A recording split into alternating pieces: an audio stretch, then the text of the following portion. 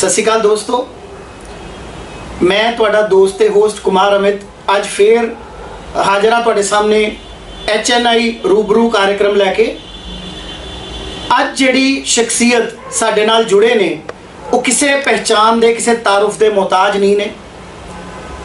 अज साडे नाल Sardar Japinder Singh ji CGM cum secretary district legal service authority साडे नाल जुड़े ने और अज असी इन्हां दे कोल पुछांगे भी जिहड़ा कोविड-19 कोरोना वायरस जिहड़ा कि इस वेले बच्चे बच्चे की जुबान ते इक्को ही चीज़ है कोरोना वायरस दे नाल, क्योंकि जुडिशरी भी जिहड़ी इस चीज़ दे नाल काफ़ी हद तक कोरोना दे नाल कई चीज़ां दे सामने आईयां नवीआं जिहड़ियां कि पहले कभी भी पास दे विच नहीं सी होईयां। डिस्ट्रिक्ट लीगल सर्विस अथॉरिटी दे विच भी जो नवीआं चेंजिस होए या इस दौरान जो इन्हां दे कोई काम किए गए कोविड-19 दे विच उहदे बारे अज असी सर कोलों पुछांगे। स्वागत है सर तुहाडा HNI रूबरू च जी। Thank you Amit ji. Sir जिस तरह की पूरे वर्ल्ड पूरे विश्व च सर कोविड-19 कोरोना वायरस एक शब्द सुन के हर कोई डर जाता है सर जी। ते तुहाडा क्योंकि सर एक बहुत बड़ा एक रोल अहम रोल सर समाज दे विच सोशली हैगा जी। तो सर ये जी कोविड-19 सिचुएशन सी सर उनके sir district legal service authority की सर वर्किंग किस तरह रही और किस तरह तुसी और तुहाडे स्टाफ ने मिलके सर इस दौरान की काम किए, थोड़ा सर साडे दर्शकों को प्लीज़ सर दसना जी।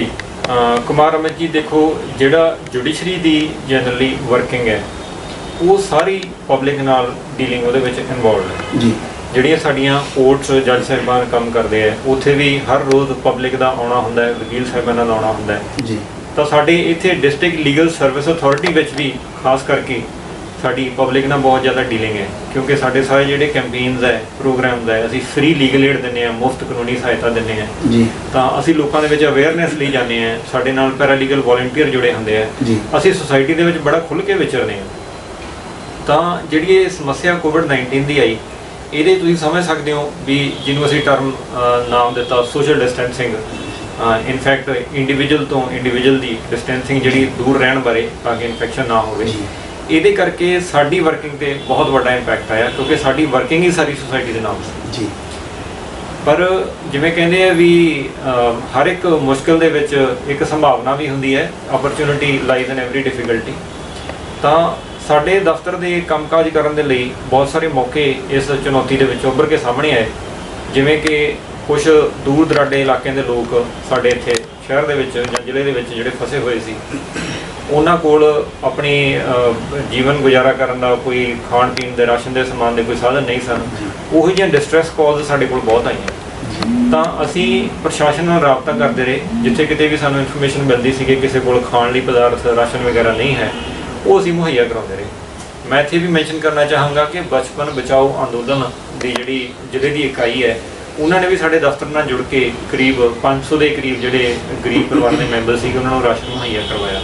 ਪ੍ਰਸ਼ਾਸਨ ਨੇ ਵੀ ਇਹਦੇ ਵਿੱਚ ਬਹੁਤ ਵੱਧ ਚੜ੍ਹ ਕੇ ਹਿੱਸਾ ਲਿਆ। ਉਹਨਾਂ ਨੇ ਸਾਡੀ ਹਰ ਡਿਮਾਂਡ ਜਿੱਥੇ ਅਸੀਂ ਪੁਆਇੰਟ ਆਊਟ ਕੀਤਾ ਕਿ ਜ਼ਰੂਰਤ ਹੈ ਉਹ ਪੂਰੀ ਕੀਤੀ। ਨਾਲੋਂ ਨਾਲ ਕੁਝ ਹੋਰ ਬਾਹਰਲੀਆਂ ਜਗ੍ਹਾਵਾਂ ਤੋਂ ਸਾਨੂੰ ਇਸ ਤਰ੍ਹਾਂ ਦੀ ਡਿਮਾਂਡ ਆਈ ਕਿ ਕਈ ਲੋਕਾਂ ਦੀ ਜਿਵੇਂ ਦਵਾਈ ਵਗੈਰਾ ਉਹਨਾਂ ਕੋਲ ਨਹੀਂ ਸੀਗੀ, ਉਹ ਲੋਕਲੀ ਉੱਥੇ ਅਵੇਲੇਬਲ ਨਹੀਂ ਸੀ, ਤਾਂ ਉਹ ਵੱਡੇ ਸ਼ਹਿਰਾਂ ਤੋਂ ਮਿਲ ਸਕਦੀ ਸੀ। ਜਿਵੇਂ ਜਲੰਧਰ ਤੋਂ ਅਸੀਂ ਇੱਕ ਸ਼ਖਸ ਦੀ ਜੰਮੂ ਐਂਡ ਕਸ਼ਮੀਰ ਦੇ ਵਾਸੀ ਦੀ ਦਵਾਈ ਜਿਹੜੀ ਸੀਗੀ ਉਹ ਜੋ ਵੀ ਮੋਡ ਉਹਦਾ ਅਵੇਲੇਬਲ ਸੀ, ਜਿਸ ਤਰ੍ਹਾਂ ਟਰਾਂਸਪੋਰਟ ਵਗੈਰਾ ਟਰੱਕ ਵਗੈਰਾ ਜ਼ਰੂਰੀ ਵਸਤਾਂ ਲਈ ਚੱਲਦੇ ਸੀ ਉਹਨਾਂ ਦੇ ਰਾਹੀਂ ਅਸੀਂ ਦਵਾਈ ਮੁਹੱਈਆ ਕਰਾਈ।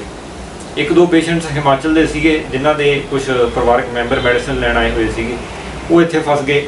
ਤਾਂ ਜਿਹੜੇ ਉਹਨਾਂ ਦੇ ਮਰੀਜ਼ ਸੀ ਉਹਨਾਂ ਨੂੰ ਦਵਾਈ ਨਹੀਂ ਸੀ ਮਿਲ ਰਹੀ, ਤਾਂ ਪ੍ਰਸ਼ਾਸਨ ਤੋਂ ਉਹਨਾਂ ਦੇ ਕਰਫਿਊ ਪਾਸ ਜਾਰੀ ਕਰਵਾਏ ਕਿ ਇਹਨਾਂ ਦਾ ਜ਼ਰੂਰੀ ਇਹਨਾਂ ਨੂੰ ਜਾਰੀ ਕੀਤਾ ਜਾਵੇ। ਤਾਂ ਪ੍ਰਸ਼ਾਸਨ ਨੇ ਉਹਦੇ ਵਿੱਚ ਵੀ ਸਾਡੀ ਪੂਰੀ ਸਹਾਇਤਾ ਕੀਤੀ। ਤਾਂ ਇਹੋ ਜਿਹੇ ਕੇਸਾਂ ਦੇ ਵਿੱਚ ਅਸੀਂ ਲੋਕਾਂ ਦੀ ਕਾਫੀ ਮਦਦ ਹੈ ਜਿਹੜੀ ਇਸ ਸਮੇਂ ਦੌਰਾਨ ਕਰ ਪਾਏ। ਤੇ ਸਰ ਜਿਸ ਤਰ੍ਹਾਂ ਕਿ ਸਰ ਤੁਸੀਂ ਹੁਣੇ ਕਿਹਾ ਵੀ ਇਹ ਵੀ ਮੇਰੇ ਖਿਆਲ 'ਚ ਇੱਕ ਆਪਣੇ ਆਪ 'ਚ ਇੱਕ ਨਵਾਂ ਮਤਲਬ ਐਕਸਪੀਰੀਅੰਸ ਜਾਂ ਇੱਕ ਤਜਰਬਾ ਸੀਗਾ ਜੀ। ਤੇ ਸਰ ਇਸ ਦੌਰਾਨ ਜਿਹੜੀ ਤੁਹਾਡੀ ਕਈ ਚੀਜ਼ਾਂ ਇੱਦਾਂ ਦੀਆਂ ਸੀਗੀਆਂ ਜਿਹੜੀਆਂ ਵਿੱਚ ਕੋਈ ਰਹਿ ਗਈਆਂ ਹੋਣਗੀਆਂ ਜਿਹੜਾ ਤੁਸੀਂ ਚਾਹੁੰਦੇ ਹੋਗੇ ਵੀ ਇਹ ਕਰਨਾ ਜ਼ਰੂਰੀ ਸਮਝਿਆ ਸਰ, ਉਹਨਾਂ ਚੀਜ਼ਾਂ ਨੂੰ ਸਰ ਕਰਨ ਲਈ ਫਿਰ ਕੀ ਉਪਰਾਲੇ ਕੀਤੇ ਗਏ ਸਰ? ਦੇਖੋ ਮੇਨਲੀ ਸਾਡਾ ਜਿਹੜਾ ਕਮਿਊਨੀਕੇਸ਼ਨ ਬ੍ਰੇਕ ਹੋ ਗਿਆ ਜੀ। ਸਾਡੇ ਜਿਹੜੇ ਪੈਰਾਲੀਗਲ ਵੋਲੰਟੀਅਰ ਆਫਿਸ ਦੇ ਉਹਨਾਂ ਨਾਲ ਅਸੀਂ ਸਾਡੇ ਟ੍ਰੇਨਿੰਗ ਸੈਸ਼ਨ ਹੁੰਦੇ ਸੀ, ਕੋਈ ਵੀ ਕੰਪੇਨ ਹੁੰਦਾ ਸੀ ਉਹਨੂੰ ਬੁਲਾ ਕੇ ਅਸੀਂ ਦੱਸਦੇ ਸੀ ਵੀ ਕਿਸ ਤਰ੍ਹਾਂ ਆਪਾਂ ਮੁਹਿੰਮ ਨੂੰ ਅੱਗੇ ਤੋਰਨਾ ਹੈ। ਤਾਂ ਉਹਨੂੰ ਅਸੀਂ ਰਿਪਲੇਸ ਕੀਤਾ ਜੀ, ਜੋ ਹਰ ਇੱਕ ਮਹਿਕਮੇ ਨੇ, ਹਰ ਇੱਕ ਇੰਸਟੀਚਿਊਟ ਨੇ ਕੀਤਾ ਆਨਲਾਈਨ ਪ੍ਰੋਸੈਸ ਦੇ ਰਾਹੀਂ। ਤਾਂ ਅਸੀਂ ਆਨਲਾਈਨ ਸਿਸਟਮ ਦੇ ਰਾਹੀਂ ਆਪਣੀ ਜਿਹੜੀ ਜਾਣਕਾਰੀ ਸੀ ਉਹ ਲੋਕਾਂ ਤੱਕ ਪਹੁੰਚਾਉਣ ਦਾ ਜਿਹੜਾ ਉਪਰਾਲਾ ਉਹ ਕੀਤਾ। ਆਪਣੇ ਪੈਰਾਲੀਗਲ ਵਲੰਟੀਅਰਸ ਨਾਲ ਵੀ ਅਸੀਂ ਕਨੈਕਟ ਕੀਤਾ। ਹੁਣ ਵੀ ਸਾਨੂੰ ਸਾਡੇ ਜਿਹੜੇ ਪੰਜਾਬ ਲੀਗਲ ਸਰਵਿਸ ਅਥਾਰਟੀ ਸਾਡਾ ਹੈੱਡ ਆਫਿਸ ਹੈ, ਉੱਥੋਂ ਹਦਾਇਤਾਂ ਆਈਆਂ ਨੇ ਕਿ ਅਸੀਂ ਵੱਧ ਤੋਂ ਵੱਧ ਵੈਬੀਨਾਰ ਕਰਨੇ ਜੀ। ਅਸੀਂ ਲੋਕਾਂ ਨੂੰ ਖਾਸ ਤੌਰ ਤੇ ਜਾਣਕਾਰੀ ਦੇਣੀ ਹੈ ਇਸ ਸਮੇਂ ਦੇ ਵਿੱਚ, ਜਿਵੇਂ ਘਰੇਲੂ ਹਿੰਸਾ ਦੇ ਕੇਸ ਜਿਹੜੇ ਔਰਤਾਂ ਦੇ ਖਿਲਾਫ ਹੈ ਉਹ ਕਾਫੀ ਵਧੇ ਹੈ ਜੀ। ਫਿਰ ਬੱਚਿਆਂ ਦਾ ਜਿਹੜਾ ਸਰੀਰਕ ਸ਼ੋਸ਼ਣ ਹੈ, ਸੈਕਸ਼ੂਅਲ ਅਫੈਂਸ ਅਗੇਂਸਟ ਚਿਲਡਰਨ ਆਪਾਂ ਗੱਲ ਕਰਦੇ ਹਾਂ, ਉਹਨਾਂ ਦੇ ਕੇਸ ਵੀ ਕਾਫੀ ਵਧੇ ਹੈ। ਉਹਦੇ ਬਾਰੇ ਅਸੀਂ ਸੁਸਾਇਟੀ ਦੇ ਵਿੱਚ ਇਨਫੋਰਮੇਸ਼ਨ ਦੇਣੀ ਹੈ, ਔਰ ਲੋਕ ਅਗਰ ਜੇ ਕੋਈ ਪੀੜਤ ਨੇ ਉਹਨਾਂ ਨੂੰ ਅਸੀਂ ਇਹ ਦੱਸਣਾ ਹੈ ਕਿ ਉਹ ਕਿਸ ਤਰੀਕੇ ਰਾਹਤ ਹੈ ਜਿਹੜੀ ਲੈ ਸਕਦੇ ਆ। ਜਿਵੇਂ ਸਾਡਾ ਇੱਕ ਟੋਲ ਫ੍ਰੀ ਨੰਬਰ ਹੈ ਲੀਗਲ ਸਰਵਿਸ ਅਥਾਰਟੀ ਦਾ 1968 1968। ਪਬਲਿਕ ਉਹਦੇ ਤੇ ਕੰਟੈਕਟ ਕਰਕੇ ਅਗਰ ਕਿਸੇ ਤਰ੍ਹਾਂ ਦੀ ਵੀ ਕੋਈ ਸਮੱਸਿਆ ਹੈ, ਜੁਰਮ ਦੇ ਸੰਬੰਧੀ ਹੈ ਜਾਂ ਵੈਸੇ ਕੋਈ ਸਮੱਸਿਆ ਉਹਨਾਂ ਨੂੰ ਪੇਸ਼ ਆ ਰਹੀ ਹੈ ਜਿਹੜੀ ਪ੍ਰਸ਼ਾਸਨ ਨੇ ਹੱਲ ਕਰਨੀ ਹੈ, ਉਹ ਸਾਡੇ ਨਾਲ ਰਾਬਤਾ ਕਾਇਮ ਕਰ ਸਕਦੇ ਹੈ। ਤਾਂ ਇਸ ਤਰ੍ਹਾਂ ਅਸੀਂ ਹੁਣ ਵੈਬੀਨਾਰਸ ਦੀ ਮੁਹਿੰਮ ਹੈ ਜਿਹੜੀ ਉਹ ਵੀ ਚਲਾਵਾਂਗੇ। ਐਜੂਕੇਸ਼ਨਲ ਇੰਸਟੀਟਿਊਸ਼ਨਸ ਜਾਂ ਹੋਰ ਵੀ ਜਿਹੜੇ ਮਹਿਕਮੇ ਜਾਂ ਡਿਪਾਰਟਮੈਂਟ ਹੈ ਉਹਨਾਂ ਨਾਲ ਰਾਬਤਾ ਕਾਇਮ ਕਰਾਂਗੇ। ਸੁਸਾਇਟੀ ਤੱਕ ਪਹੁੰਚਣ ਦੀ ਵੀ ਕੋਸ਼ਿਸ਼ ਕਰਾਂਗੇ। ਆਪਣੇ PLVs ਨੂੰ ਅਸੀਂ ਆਨਲਾਈਨ ਮੋਡ ਰਾਹੀਂ ਟ੍ਰੇਨਿੰਗ ਦੇ ਕੇ ਉਹਨਾਂ ਨੂੰ ਫਿਰ ਪ੍ਰੇਰਿਤ ਕਰਾਂਗੇ ਕਿ ਤੁਸੀਂ ਵੀ ਅੱਗੇ ਆਨਲਾਈਨ ਇਨਫੋਰਮੇਸ਼ਨ ਜਿਹੜੇ ਆਪਣੇ ਸਰਕਲਸ ਦੇ ਵਿੱਚ ਫੈਲਾਓ, ਤਾਂ ਕਿ ਸੁਸਾਇਟੀ ਦੇ ਵਿੱਚ ਕਿਤੇ ਵੀ ਕੋਈ ਸਮੱਸਿਆ ਹੈ ਤਾਂ ਉਹ ਬੰਦਾ ਆਪਣਾ ਹੱਕ ਲੈਣ ਤੋਂ ਵਾਂਝਾ ਨਾ ਰਹੇ, ਉਸ ਨੂੰ ਰਸਤਾ ਮਿਲ ਸਕੇ। ਸਰ ਜਿਸ ਤਰ੍ਹਾਂ ਕਿ ਇਹ ਦੇਖਣ ਨੂੰ ਆਇਆ ਵੀ 2 ਮਹੀਨੇ ਜਦੋਂ ਕਰਫਿਊ ਲੱਗਾ ਰਿਹਾ ਸਰ, ਪੂਰਾ ਲੋਕਡਾਊਨ ਪੂਰੀ ਤਰ੍ਹਾਂ ਇੰਪਲੀਮੈਂਟਡ ਸੀ ਜੀ। ਪਰ ਜਿੱਥੋਂ ਤੱਕ ਸਾਡੀ ਜਾਣਕਾਰੀ ਹੈ ਵੀ ਡਿਸਟ੍ਰਿਕਟ ਲੀਗਲ ਸਰਵਿਸ ਅਥਾਰਟੀ ਦੇ ਵਿੱਚ ਵੀ ਇੱਥੇ ਕੰਮਕਾਜ ਜਾਰੀ ਰਿਹਾ, ਬੰਦੇ ਆਉਂਦੇ ਰਹੇ ਰੂਟੀਨ 'ਚ ਜੀ, ਆਪਣੀ ਜਾਨ ਜੋਖਮ 'ਚ ਡਾਲ ਕੇ ਇੱਥੇ ਬੰਦੇ ਆਉਂਦੇ ਰਹੇ ਸਰ। ਉਹਨਾਂ ਨੇ ਕੰਮ ਕੀਤਾ, ਸੇਵਾ ਕੀਤੀ ਸਰ, ਸਮਾਜ ਦੇ ਜਿਹੜੇ ਜ਼ਰੂਰੀ ਕੰਮ ਸੀਗੇ ਜਿਹੜੇ ਉਹਨਾਂ ਨੇ ਸਮਝਿਆ ਵੀ ਅਸੀਂ ਇਹ ਕਰਨੇ ਹੈ, ਐਜ਼ ਅ ਫਰੰਟ ਲਾਈਨ ਯੋਧਾ ਬਣ ਕੇ ਹੀ ਉਹਨਾਂ ਨੇ ਕੋਰੋਨਾ ਵਾਰੀਅਰ ਕੰਮ ਕੀਤਾ ਸਰ। ਉਹਦੇ ਬਾਰੇ ਸਰ ਕੁਝ ਜ਼ਰੂਰ ਦੱਸੋ ਜੀ। ਬਿਲਕੁਲ, ਦੇਖੋ ਸਾਨੂੰ ਜਦੋਂ ਲੋਕਡਾਊਨ ਇੰਪੋਜ਼ ਹੋਇਆ ਤਾਂ ਸਭ ਤੋਂ ਪਹਿਲਾਂ ਸਾਨੂੰ ਇੱਕ ਹਦਾਇਤ ਆਈ, ਮਾਨਯੋਗ ਸੁਪਰੀਮ ਕੋਰਟ ਦੇ ਆਰਡਰ ਸੀਗੇ ਜਿਹੜੇ ਉਹ ਜਾਰੀ ਹੋਏ ਸਰ। ਤਾਂ ਫਿਰ ਉਹ ਸਾਰੀਆਂ ਸਟੇਟਾਂ ਨੇ ਉਹ ਆਰਡਰ ਜਿਹੜੇ ਸੀ ਲਾਗੂ ਕੀਤੇ ਕਿ ਜਿੰਨੇ ਜੇਲ੍ਹਾਂ ਦੇ ਵਿੱਚ ਕੈਦੀ ਬੰਦ ਹੈ ਸਰ,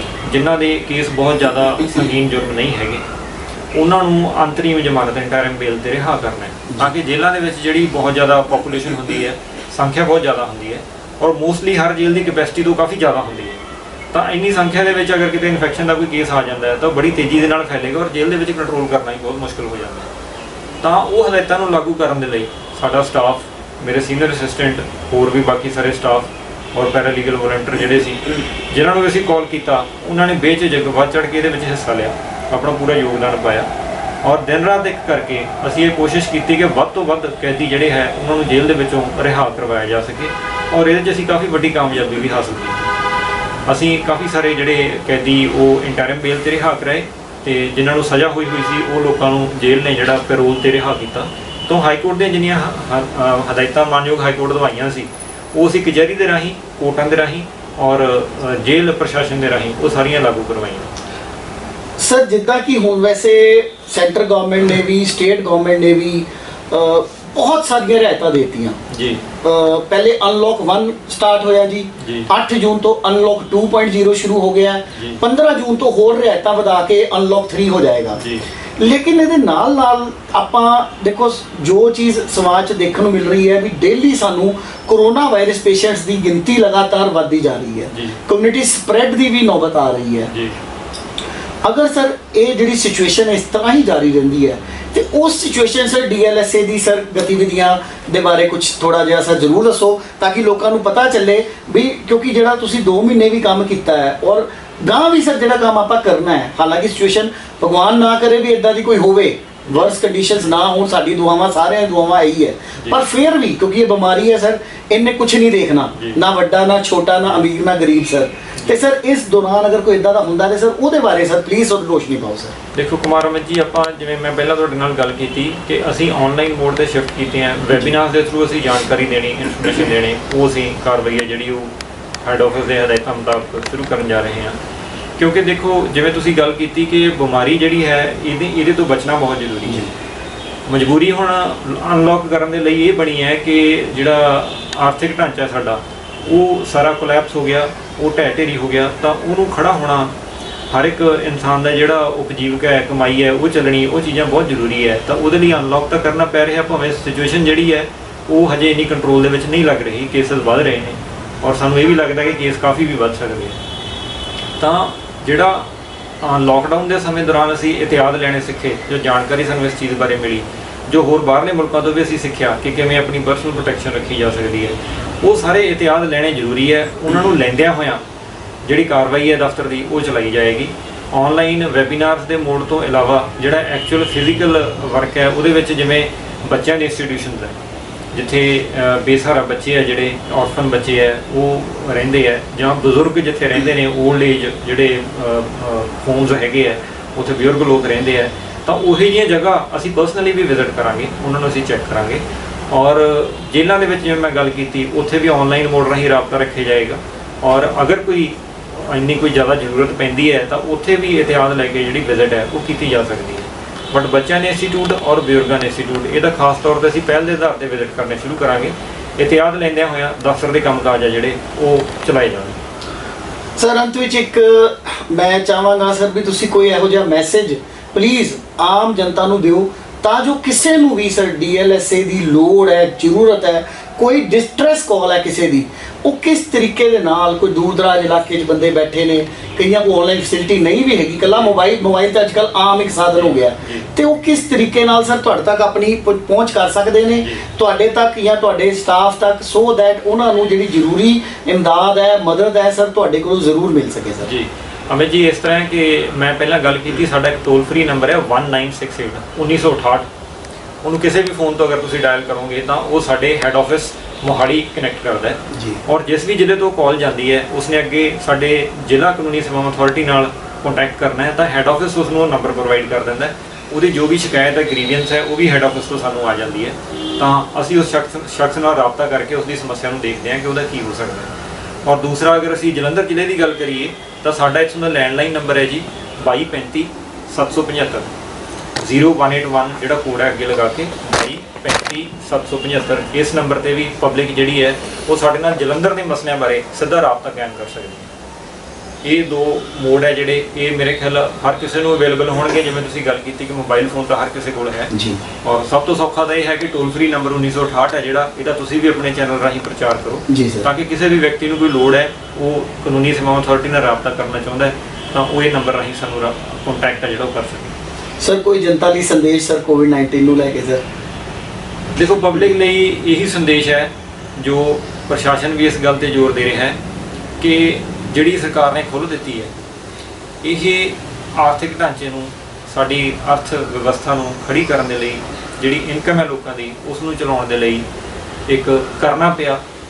ਪਰ ਇਸ ਦਾ ਮਤਲਬ ਇਹ ਨਹੀਂ ਹੈ ਕਿ ਬਿਮਾਰੀ ਪਿੱਛੇ ਹਟ ਗਈ ਜਾਂ ਖਤਰਾ ਟਲ ਗਿਆ ਜੀ। ਖਤਰਾ ਸ਼ਾਇਦ ਪਹਿਲਾਂ ਨਾਲੋਂ ਵੀ ਵੱਧ ਹੋਵੇ, ਤਾਂ ਇਤਿਆਦ ਲੈਣਾ ਬਹੁਤ ਜ਼ਰੂਰੀ ਹੈ। ਅਸੀਂ ਜੋ ਚੀਜ਼ਾਂ ਪਹਿਲਾਂ ਸ਼ਾਇਦ ਕਦੇ ਨਹੀਂ ਸੀ ਕੀਤੀਆਂ, ਜਿਵੇਂ ਪ੍ਰੋਪਰ ਲਾਈਨ ਦੇ ਵਿੱਚ ਖੜਨਾ, ਡਿਸਟੈਂਸ ਰੱਖਣੀ, ਆਪਣੀ ਟਰਨ ਦੀ ਵੇਟ ਕਰਨੀ ਔਰ ਕਿਤੇ ਰਸ਼ ਨਾ ਕਰਨਾ, ਇਹ ਸਾਰੀਆਂ ਗੱਲਾਂ ਹੁਣ ਸਾਨੂੰ ਕਰਨੀਆਂ ਪੈਣਗੀਆਂ ਔਰ ਸਾਡੇ ਆਪਣੇ ਲਈ ਇਹ ਜ਼ਰੂਰੀ ਵੀ ਹੈ, ਕਰਨੀਆਂ ਵੀ ਚਾਹੀਦੀਆਂ। ਤਾਂ ਸੁਸਾਇਟੀ ਨੂੰ ਮੇਰਾ ਇਹੀ ਮੈਸੇਜ ਹੈ ਕਿ ਪ੍ਰੀਕਾਸ਼ਨਸ ਵੱਲ ਧਿਆਨ ਦਿਓ। ਇਤਿਆਦ ਜਿਹੜੇ ਲੈਣੇ ਬਣਦੇ ਹੈ ਉਹ ਡਾਕਟਰੀ ਸਲਾਹ ਮੁਤਾਬਕ, ਪ੍ਰਸ਼ਾਸਨ ਦੀਆਂ ਹਦਾਇਤਾਂ ਮੁਤਾਬਕ ਉਹ ਸਾਰੇ ਲਓ ਔਰ ਡਿਸਿਪਲਿਨ ਦੇ ਵਿੱਚ, ਅਨੁਸ਼ਾਸਨ ਦੇ ਵਿੱਚ ਰਹੋ, ਤਾਂ ਕਿ ਆਪਾਂ ਐਵੇਂ ਅਜਾਈ ਆਪਣੀ ਜਿਹੜੀ ਹੈ ਸਿਹਤ ਜਾਂ ਜਾਨ ਉਸ ਨੂੰ ਖਤਰੇ ਵਿੱਚ ਨਾ ਪਾਈਏ। ਜੀ ਸਰ, ਜਿੱਦਾਂ ਕਿ ਲੋਕਡਾਊਨ ਦੇ ਦੌਰਾਨ ਜੇਕਰ ਅਸੀਂ ਗੱਲ ਕਰੀਏ ਤਾਂ ਡੋਮੈਸਟਿਕ ਵਾਇਲੈਂਸ, ਜਿਹੜੀ ਘਰੇਲੂ ਹਿੰਸਾ ਵੀ ਵੱਧ ਰਹੀ ਹੈ। ਇਸ ਦੇ ਨਾਲ ਅਗਰ ਛੋਟੇ ਛੋਟੇ ਜਿਹੜੇ ਬੱਚਿਆਂ ਦੇ ਨਾਲ ਜਿਹੜੇ ਰੇਪ ਕੇਸਿਸ ਹੈ ਸਰ, ਇਹ ਵੀ ਬਹੁਤ ਹੀ ਸੰਖਿਆ ਦੇ ਵਿੱਚ ਜਿਹੜੇ ਵੱਧ ਰਹੇ ਹੈ। ਤੁਸੀਂ ਸਰ ਇਹ ਕੀ ਕਹਿਣਾ ਚਾਹੋਗੇ ਕਿ ਜਿੱਦਾਂ ਕਿ ਇੱਕ ਤਾਂ ਵੈਸੇ ਹੀ ਬਹੁਤ ਪਰੇਸ਼ਾਨੀ ਹੈ, ਮਹਾਮਾਰੀ ਹੈ, ਬਟ ਇਹਦੇ ਦੌਰਾਨ ਵੀ ਇਹ ਸਭ ਚੀਜ਼ਾਂ ਚੱਲ ਰਹੀਆਂ ਸਰ, ਇਹਦੇ ਬਾਰੇ ਤੁਹਾਡਾ ਕੀ ਕਹਿਣਾ? ਦੇਖੋ, ਇਹ ਚੈਲੰਜਸ ਦੋ ਉੱਭਰ ਕੇ ਸਾਹਮਣੇ ਆਏ ਹੈ, ਜਿਹੜਾ ਘਰੇਲੂ ਹਿੰਸਾ ਦੇ ਕੇਸ ਔਰ ਬੱਚਿਆਂ ਦੇ ਖਿਲਾਫ ਜਿਹੜਾ ਸਰੀਰਕ ਸ਼ੋਸ਼ਣ ਹੈ, ਇਹ ਵਾਲੇ ਕੇਸ। ਤਾਂ ਇਹਦੇ ਸੰਬੰਧ ਦੇ ਵਿੱਚ ਦੇਖੋ, ਪਹਿਲਾ ਉਪਰਾਲਾ ਜੋ ਅਸੀਂ ਦਫ਼ਤਰ ਵੱਲੋਂ ਕਰ ਰਹੇ ਹਾਂ, ਤਾਂ ਲੋਕਾਂ ਦੇ ਵਿੱਚ ਵੱਧ ਤੋਂ ਵੱਧ ਜਾਣਕਾਰੀ ਪਹੁੰਚਾਉਣੀ ਹੈ ਕਿ ਅਗਰ ਇਹੋ ਜਿਹਾ ਤੁਹਾਡੇ ਨਾਲ ਕੁਝ ਵਾਪਰ ਰਿਹਾ ਹੈ ਤਾਂ ਤੁਹਾਨੂੰ ਚੁੱਪ ਕਰਨ ਦੀ ਲੋੜ ਨਹੀਂ, ਔਰ ਤੁਹਾਡੀ ਸਹਾਇਤਾ ਲਈ ਕਾਨੂੰਨੀ ਸੇਵਾਵਾਂ ਅਥਾਰਟੀਆਂ ਜਿਹੜੀਆਂ ਉਹ ਮੌਜੂਦ ਨੇ ਔਰ ਉਹ ਕਾਰਗਰ ਨੇ, ਉਹ ਆਪਣੀ ਕਾਰਵਾਈ ਪੂਰੀ ਅੱਛੀ ਤਰ੍ਹਾਂ ਕਰ ਰਹੀਆਂ ਔਰ ਤੁਹਾਡੀ ਹਰ ਤਰੀਕੇ ਨਾਲ ਸਹਾਇਤਾ ਕਰਨੀ ਹੈ।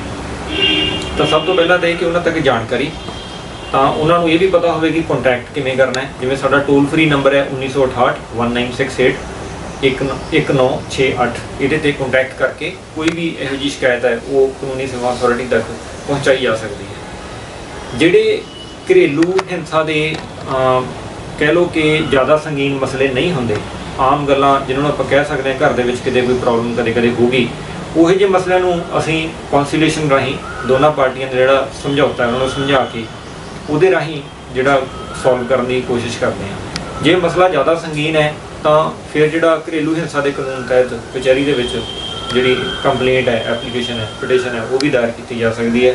ਉਹਦੇ ਲਈ ਲੇਡੀਜ਼ ਮੁਫਤ ਕਾਨੂੰਨੀ ਸੇਵਾ ਜਿਹੜੀ ਉਹ ਲੈਣ ਦੀਆਂ ਹੱਕਦਾਰ ਹੁੰਦੀਆਂ। ਉਹ ਚਾਹੇ ਕਿਸੇ ਵੀ ਵਰਗ ਨਾਲ ਸੰਬੰਧ ਰੱਖਦੀਆਂ ਹੋਣ, ਚਾਹੇ ਕਿੰਨੀ ਵੀ ਉਹਨਾਂ ਦੀ ਇਨਕਮ ਹੋਵੇ, ਉਹ ਸਾਡੇ ਤੋਂ ਵਕੀਲ ਸਾਹਿਬਾਨ ਦੀ ਸੇਵਾ ਲੈ ਕੇ ਆਪਣੀ ਪਟੀਸ਼ਨ ਹੈ ਜਿਹੜੀ ਉਹ ਦਾਇਰ ਕਰ ਸਕਦੇ ਨੇ। ਤੇ ਜੇ ਗੱਲ ਕਰੀਏ ਆਪਾਂ ਜਿਹੜੇ ਬੱਚਿਆਂ ਦੇ ਖਿਲਾਫ ਕੇਸ ਹੈ ਤਾਂ ਉਹ ਤਾਂ ਕਿਸੇ ਵੀ ਤਰੀਕੇ ਟੋਲਰੇਟ ਕਰਨ ਵਾਲਾ ਕੇਸ ਨਹੀਂ ਹੁੰਦਾ। ਉਹਦੇ ਰਿਗਾਰਡਿੰਗ ਕਾਨੂੰਨ ਵੀ ਹਰ ਇੱਕ ਜਿਹੜਾ ਅਡਲਟ ਇੰਡੀਵਿਜੂਅਲ ਹੈ, ਜਿਹੜਾ ਸ਼ਖਸ 18 ਸਾਲ ਤੋਂ ਉੱਤੇ ਦੀ ਉਮਰ ਦਾ ਹੈ, ਉਹਦੇ ਤੇ ਜ਼ਿੰਮੇਵਾਰੀ ਰੱਖਦਾ ਹੈ ਕਿ ਅਗਰ ਬੱਚੇ ਦੇ ਖਿਲਾਫ ਕੋਈ ਯੌਨਿਕ ਸ਼ੋਸ਼ਣ ਦਾ ਕੇਸ ਸਾਹਮਣੇ ਆਉਂਦਾ ਹੈ ਔਰ ਉਹ ਸ਼ਖਸ ਦੀ ਨੌਲੇਜ ਆਉਂਦਾ ਹੈ ਤਾਂ ਉਹਦੀ ਜ਼ਿੰਮੇਵਾਰੀ ਬਣ ਜਾਂਦੀ ਹੈ ਕਿ ਉਸਨੇ ਪੁਲਿਸ ਨੂੰ ਇਨਫੋਰਮੇਸ਼ਨ ਦੇਣੀ ਹੈ। ਤਾਂ ਉਹਦੇ ਬਾਰੇ ਵੀ ਅਸੀਂ ਵੱਧ ਤੋਂ ਵੱਧ ਪ੍ਰਚਾਰ ਇਹੀ ਕਰ ਰਹੇ ਹਾਂ ਕਿ ਇਹੋ ਜਿਹਾ ਮਸਲਾ ਅਗਰ ਕਿਸੇ ਦੇ ਵੀ ਨੌਲੇਜ ਦੇ ਵਿੱਚ ਆਉਂਦਾ ਹੈ ਜਾਂ ਬੱਚਾ ਅਗਰ ਆਪ ਵੀ ਜਿਹੜਾ ਸਮਝ ਵਾਲਾ ਬੱਚਾ ਹੁੰਦਾ ਉਹ ਕਿਸੇ ਨੂੰ ਕੰਟੈਕਟ ਕਰਨੀ ਚਾਹੁੰਦਾ ਹੈ ਤਾਂ ਉਹ 1968 ਨੰਬਰ ਤੇ ਕੰਟੈਕਟ ਕਰਕੇ ਸਾਨੂੰ ਆਪਣੀ ਕੰਪਲੇਂਟ ਹੈ ਜਿਹੜੀ ਉਹ ਦੇਵੇ ਤਾਂ ਅਸੀਂ ਤੁਰੰਤ ਉਸ ਮਸਲੇ ਦੀ ਪੁਲਿਸ ਰਾਹੀਂ ਕਾਰਵਾਈ ਕਰਵਾ ਕੇ ਜੋ ਵੀ ਉਹਦਾ ਬਣਦਾ ਹੈ ਦੋਸ਼ੀ ਨੂੰ ਸਜ਼ਾ ਦਿਵਾਉਣ ਦੀ ਕਾਰਵਾਈ ਹੈ ਜਿਹੜੀ ਉਹ ਕਰਾਉਣ ਦੀ ਪੂਰੀ ਕੋਸ਼ਿਸ਼ ਕਰਾਂਗੇ। ਸੋ ਦੋਸਤੋ, ਇਹ ਸਨ ਸਰਦਾਰ Japinder Singh ji, CGM cum secretary district legal service authority, ਜਿਨ੍ਹਾਂ ਨੇ ਬਹੁਤ ਹੀ ਵਿਸਤਾਰ ਦੇ ਨਾਲ ਆਪਣੇ ਇਸ ਨੇਕ ਕੰਮ ਬਾਰੇ ਜੋ ਇਹ ਕੋਵਿਡ-19 'ਚ ਇਹਨਾਂ ਨੇ ਔਰ ਇਹਨਾਂ ਦੇ ਸਟਾਫ ਨੇ ਪੂਰੀ ਮਿਹਨਤ ਦੇ ਨਾਲ, ਸ਼ਿੱਦਤ ਦੇ ਨਾਲ, ਲਗਨ ਦੇ ਨਾਲ ਜਿਹੜਾ ਕੰਮ ਕੀਤਾ ਸਮਾਜ ਵਾਸਤੇ, ਸਾਡੇ ਲੋਕਾਂ ਦੀ ਬਿਹਤਰੀ ਵਾਸਤੇ, ਉਹਦੇ ਬਾਰੇ ਇਹਨਾਂ ਨੇ ਦੱਸਿਆ ਤੇ ਅਸੀਂ ਇਹਨਾਂ ਦਾ ਬਹੁਤ ਸ਼ੁਕਰਗੁਜ਼ਾਰ ਹਾਂ ਸਾਨੂੰ ਆਪਣਾ ਕੀਮਤੀ ਸਮਾਂ ਦੇਣ ਲਈ। ਬਹੁਤ ਬਹੁਤ ਧੰਨਵਾਦ sir. Thank you sir. Thank you, ਬਹੁਤ ਬਹੁਤ ਧੰਨਵਾਦ।